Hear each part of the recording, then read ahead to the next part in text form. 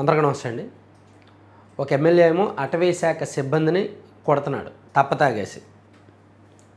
తాగేసి తన వెహికల్లో వాళ్ళని ఎక్కించుకొని లేదా వాళ్ళ వెహికల్ని తను డ్రైవ్ చేసి తన అనుచరులు కూడా దానిలో ఎక్కించి తను కొట్టి తన అనుచరుల చేత కొట్టించి అర్ధరాత్రి వరకు తిప్పి వదిలిపెడుతున్నాడు. ఏమనంటే వాళ్ళు అవినీతి చేస్తున్నారు, చెక్ పోస్ట్ దగ్గర డబ్బులు వసూలు చేస్తున్నారని తిరిగి వివరణ సాకులు చెప్పడం. అవినీతి చేస్తే అసెంబ్లీలో లేవనెత్తండి, ఇదిగో అటవీ శాఖలో మా నియోజకవర్గంలో ఇలా అధికారులు అవినీతి చేస్తున్నారని, లేదా ఏసీబీకి కంప్లైంట్ ఇవ్వండి, లేదా విజిలెన్స్కి కంప్లైంట్ ఇవ్వండి. ఎమ్మెల్యేలకు కొన్ని హక్కులు ఉన్నాయి కదా, దాన్ని వాడుకోవచ్చు కదా, లేదా ఉన్నతాధికారులకు కంప్లైంట్ చేయండి, లేదా ఆ మంత్రి గారికి కంప్లైంట్ చేయండి. అంతే తప్ప తాగేసి వెళ్ళి వెహికల్లో ఎక్కించుకొని అలా కొట్టే హక్కు ఎవడిచ్చాడు? తప్పే కదా. సో వీళ్ళని పట్టుకొని వచ్చే ఎన్నికల్లో గెలిచేస్తాం అని చెప్పి పవన్ కళ్యాణ్ గారు చంద్రబాబు గారు చెప్తున్నారు. మరొక ఎమ్మెల్యే గారేమో జూనియర్ ఎన్టీఆర్ సినిమాని ఆడనేమను, జూనియర్ ఎన్టీఆర్ లొకేషన్ తిట్టాడు. ఎక్కడ తిట్టాడు లొకేషన్? ఎప్పుడు తిట్టాడు ఆయన? జూనియర్ ఎన్టీఆర్ లొకేషన్ తిట్టాడా? సైలెంట్గా ఆయన పైన ఆయన చేసుకున్నాడు. కాకపోతే తెలుగుదేశం పార్టీకి ఇబ్బంది వచ్చినప్పుడు ఆయన అండగా నిలబడాల. లోకేష్ గారు చంద్రబాబు గారి కుటుంబానికి ఆపద వచ్చినప్పుడు ఆయన అండగా నిలబడాల. సో అందుకు ఆయన్ని తప్పు పట్టవచ్చు లేదా విమర్శించవచ్చు. కానీ అతని సినిమాలు ఆడనివ్వడం, అతనేవాడు వాడు అలా పుట్టాడు ఇలా పుట్టాడు ఈ మాట్లాడిన అనవసరం. ఒక ఎమ్మెల్యే, ఇటువంటి ఎమ్మెల్యేని పట్టుకొని వచ్చే ఎన్నికల్లో గెలిచేస్తారు వీళ్ళు. పవన్ కళ్యాణ్ గారు చంద్రబాబు గారు చెప్తున్న మాటలు. మరొక ఎమ్మెల్యే ఏమో మహిళలకు వీడియో కాల్ తీరా దొరికిపోయిన తర్వాత అది ఫేక్ అని చెప్పడం.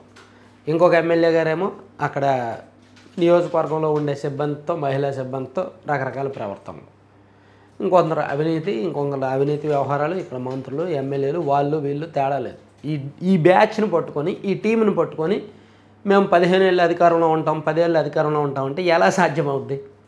పవన్ కళ్యాణ్ గారు కానీ చంద్రబాబు గారు కానీ ఆలోచించాల్సిన విషయం ఇదే. మీరు ఫ్రీ బస్ ఇవ్వండి, మహిళలకు కాదు పురుషులకు కూడా ఫ్రీ బస్ ఇవ్వండి, డోంట్ కేర్, పట్టించుకోరు. ఎందుకంటే మీరు ఎన్ని సంక్షేమ పథకాలు ఇచ్చినా జనానికి సరిపోదు. మీరు నెలకి 20,000 రూపాయలు ఫ్రీబీ ఇచ్చినా సరే జనం దాన్ని తీసి ఖర్చు పెట్టుకుంటారు, లేదా పొదుపు చేసుకుంటారు, లేదా బ్యాంకుల్లో దాచుకుంటారు తప్ప మాకు నెలకి 20,000 ఇస్తున్నాడు కదా వీడు కాబట్టి వీళ్ళకే ఓటేద్దామని ఉండదు. ఏమో వాడు వస్తే 25,000 ఇస్తాడేమో అనే ఆశ ఉంటుంది. సో సంక్షేమ పథకాలు ఎన్ని ఇచ్చినా, ఒక సంవత్సరానికి 2 సార్లు అమ్మఒడి ఇచ్చినా, సంవత్సరానికి 4 సార్లు రైతు అన్నదాత సుఖీభావ ఇచ్చినా, లేదా ఉచిత బస్సు లాంటివి ఎన్ని ఇచ్చినా, దీపం సిలిండర్లు సంవత్సరానికి 6 ఇచ్చినా 10 ఇచ్చినా, ఎన్నికల సమయానికి ఆ 2-3 నెలల్లో కొన్ని వ్యవహారాలు ఓటర్లను ప్రభావితం చేస్తాయి. సో మీరు లక్షిస్తే ఎదుటివాళ్ళు 1,10,000 ఇస్తాను అంటాడు. జనానికి కూడా ఆప్షన్ ఉంటుంది. కాబట్టి మేము ఇన్ని సంక్షేమ పథకాలు అమలు చేస్తున్నాం కాబట్టి, మేము ఊర్లలో రోడ్డు వేస్తున్నాం కాబట్టి, మేము డెవలప్ చేస్తున్నాం కాబట్టి, అమరావతి పోలవరం కట్టేస్తున్నాం కాబట్టి గెలిచేస్తాం అనుకుంటున్నారేమో. జనం 100 రకాలుగా ఆలోచిస్తారు, 100 అంశాలను ఆలోచిస్తారు. ఆ 100 అంశాల్లో అత్యంత ప్రముఖమైనది, ముఖ్యమైనది వాళ్లకు పెయిన్, వాళ్ళ స్వేచ్ఛను హరిస్తే ఊరుకోరు. జనం యొక్క స్వేచ్ఛను రాజకీయ నాయకులు హరిస్తే జనం ఊరుకోరు. వైసీపీ వాళ్ళు అది చేశారు, జనం స్వేచ్ఛను హరించారు కాబట్టి వాళ్ళని పక్కన పెట్టారు. కూటమి ప్రభుత్వం వచ్చాక జనం స్వేచ్ఛ జోలికి వెళ్ళలేదు, కానీ ఎమ్మెల్యేలు చేస్తున్న కరప్షన్ జనానికి దెబ్బ తగులుతుంది, పెయిన్ తెలుస్తుంది. ఇసుక విషయంలో కానీ, మద్యం విషయంలో కానీ, లేదా ఇటువంటి చిల్లర వ్యవహారాల్లో కానీ ఆ జనాలకు ఆ పెయిన్ తెలుస్తుంది. ఇటువంటి జనం యాక్సెప్ట్ చేయరు. అలాగే సున్నితమైన అంశాలను కెలిగితే జనం యాక్సెప్ట్ చేయరు. సో ఎమ్మెల్యేలను కంట్రోల్ చేయలేకపోతే, ప్రభుత్వం అధికారంలోకి వచ్చి 15 నెలలు అవుతుంది, ఇప్పటికీ ఎమ్మెల్యేలను కంట్రోల్ చేయకపోతే ఎట్లా? వైఎస్ఆర్ కాంగ్రెస్ పార్టీ అధికారంలో ఉన్నప్పుడు జగన్మోహన్ రెడ్డి గారు తొలి 3.5 ఏళ్ళు ఎమ్మెల్యేలను వదిలేశారు విచ్చలవిడిగా. చివరి సంవత్సరంన్నరలో కంట్రోల్ చేయాలని చూశారు.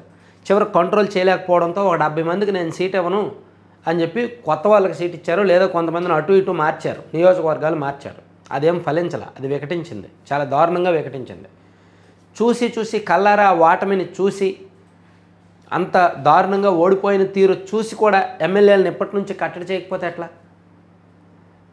అనంతపురం అర్బన్ ఎమ్మెల్యే దగ్గుబాటి వెంకటేశ్వర ప్రసాద్ గారిని చంద్రబాబు గారు నిన్న పిలిపించారు, అడిగారు, వివరం తీసుకున్నారు. జూనియర్ ఎన్టీఆర్ గారి పట్ల ఆ వ్యాఖ్యలు అంటే అలా మాట్లాడకూడదు కదా అని మందలించారు, హెచ్చరించారు.